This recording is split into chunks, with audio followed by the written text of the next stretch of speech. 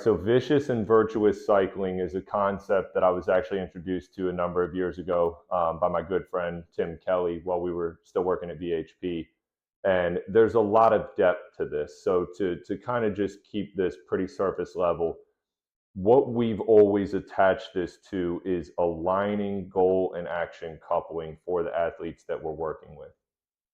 Being that my two predominant populations that I've worked with over the years are Navy SEALs and professional athletes, we're all very much aware of the vicious cycling of those worlds. It is just a continuum of chaos, and there's a lot of peculiarity and a lot of just unusual nature to their lifestyle and what their work and their life demands.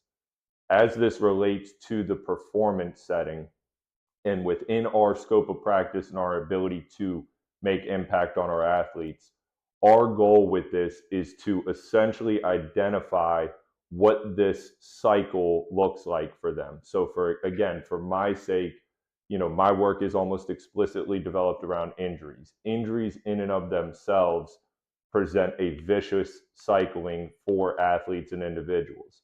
It's a chaotic experience or, an unexpected experience.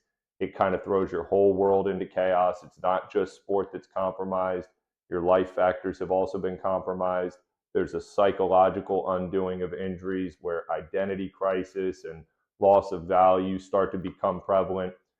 And with our job being relegated to really just the training setting or the floor, what I've found over the years is that we can utilize that as a platform for helping to influence this vicious to virtuous cycling, where we want to make our main thing the main thing, but then also try to tie it into as many other components of life as we can or may need to, so that we can try to get back to that goal and action coupling.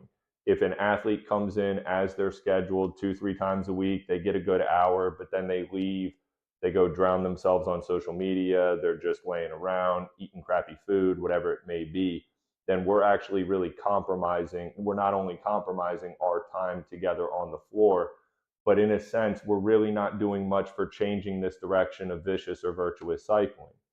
So we want to utilize our skill sets in human interrelations. We want to utilize our skill sets in communication, goal setting, and then really just general accountability and being a good human, where we want to take what we're doing on a technical sense from the performance setting and then try to influence as many of these different dividends or branches that exist on the outside, so that we can try to have as much of a compounded impact as we can on generating a virtuous cycle.